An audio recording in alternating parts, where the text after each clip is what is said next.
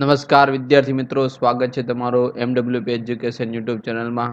આજે આપણે જોવાના છે ધોરણ નંબર 6 ની અંદર વિષય સમાજમાં સ્વાધ્યાય પોથીનું આપણે સોલ્યુશન કરવાના છે, ચેપ્ટર નંબર 1. તો સૌ પ્રથમ વખત અમારો વિડીયો નિહાળી રહ્યા હો તો તમે ઝડપથી અમારી ચેનલને તમે સબસ્ક્રાઈબ કરો, વિડીયોને લાઇક બટન આપી દો અને જેથી તમને બીજા બધા વિષયના પણ તમને વિડીયો લેક્ચર મળતા રહે.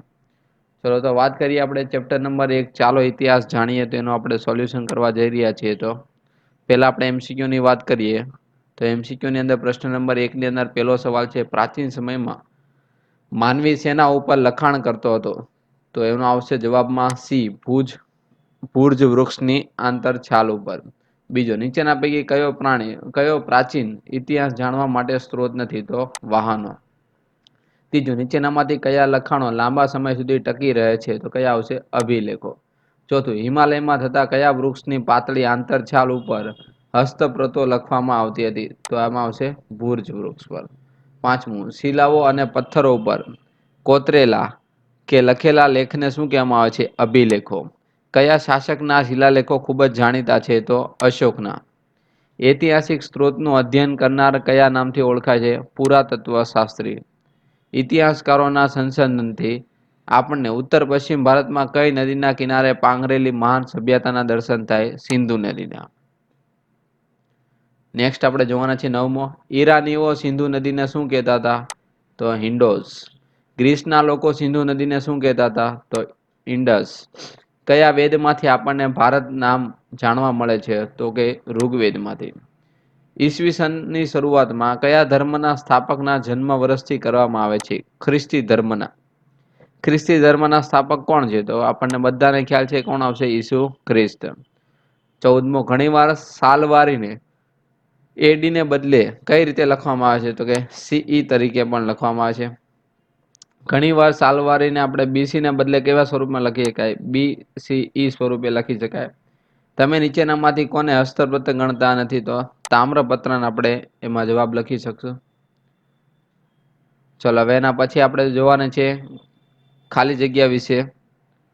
તો ખાલી જગ્યામાં પહેલું છે, ઇતિહાસ માનવ સમાજના ભૂતકાળની માહિતી આપે છે. બીજું, સામાજિક વિજ્ઞાન આપણને વર્તમાન સમાજ જીવનનો પરિચય કરાવે છે. ત્રીજું, પુરાતત્વ શાસ્ત્રીઓ અને ઇતિહાસકારો ભૂતકાળને આપણી સમક્ષ જીવંત કરે છે.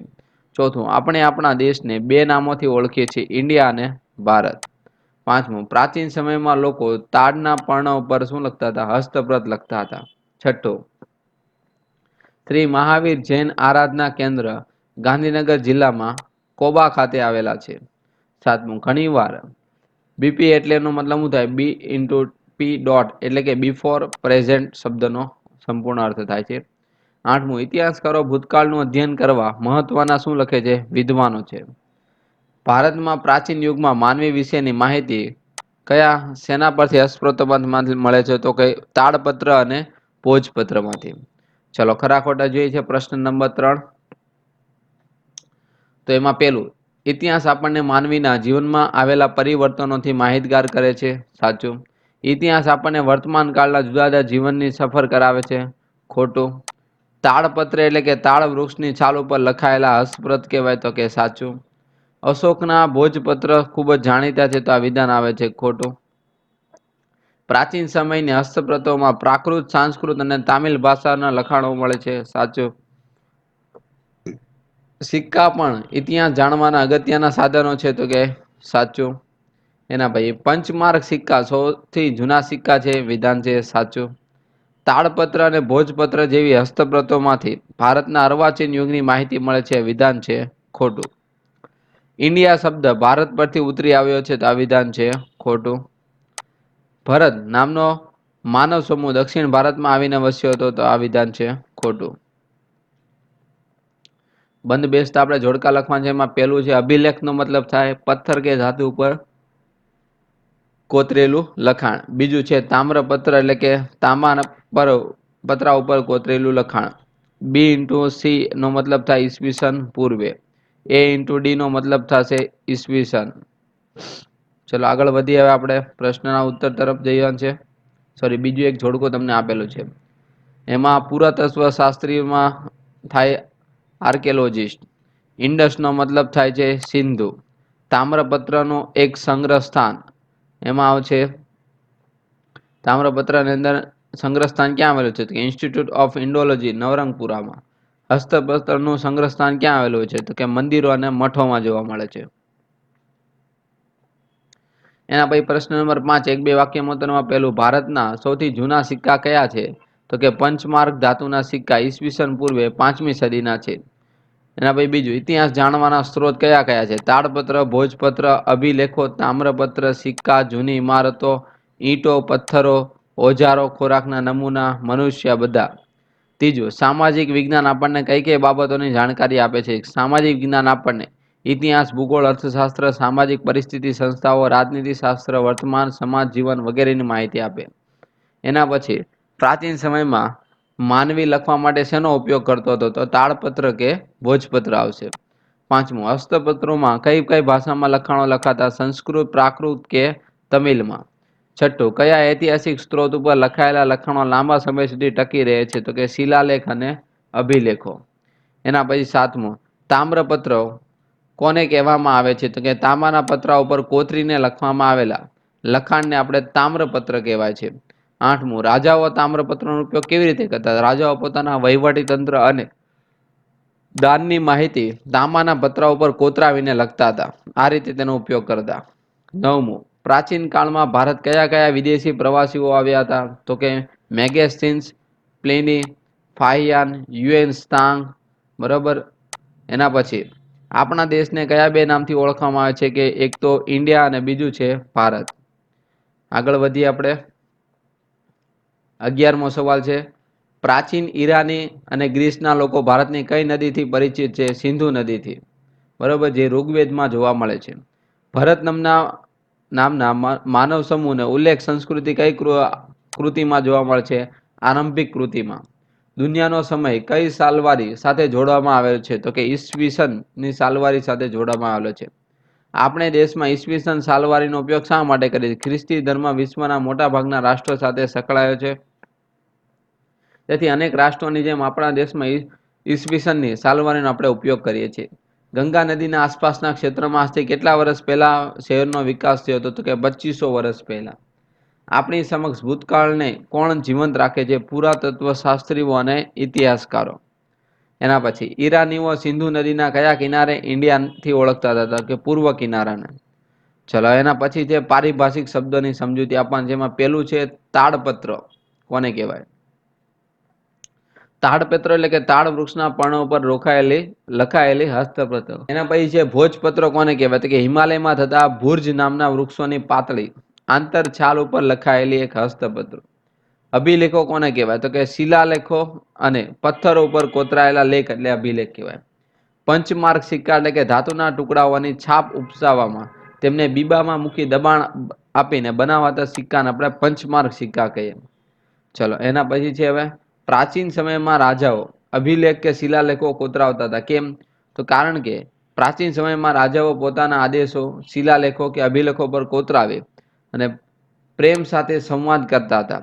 તેઓ તેમના વિજય, ધર્મ અને સંસ્કૃતિની માહિતી અભિલેખો પર અંકિત કરાવતા. વળી શિલાલેખો કે અભિલેખો પર લખાયેલા લખાણો લાંબા સમય સુધી ટકી રહેતા હતા. આથી પ્રાચીન સમયમાં રાજાઓ અભિલેખો કે શિલાલેખો કોતરાવતા હતા. ચલો, આગળ વધીએ હવે. બીજું કારણ છે ઇતિહાસકારો ભૂતકાળનું અધ્યયન કરનાર વિદ્વાનો છે. કેમ? તો કે ઇતિહાસકાર માહિતી એકઠી કરી તેનું વર્ગીકરણ કરીને સંશોધન કરે છે. તાડપત્ર અને ભોજપત્ર જેવી હસ્તપ્રતો તથા અભિલેખોમાંથી માહિતી એકત્રિત કરી તેનું યોગ્ય રીતે આલેખન કરે છે. આ ઉપરાંત ઇતિહાસકારો ઇતિહાસકારને જીવંત કરવા માટે ઐતિહાસિક સ્ત્રોતનો ઉપયોગ કરીને તે સમયની ચોક્કસ માહિતી આપે છે.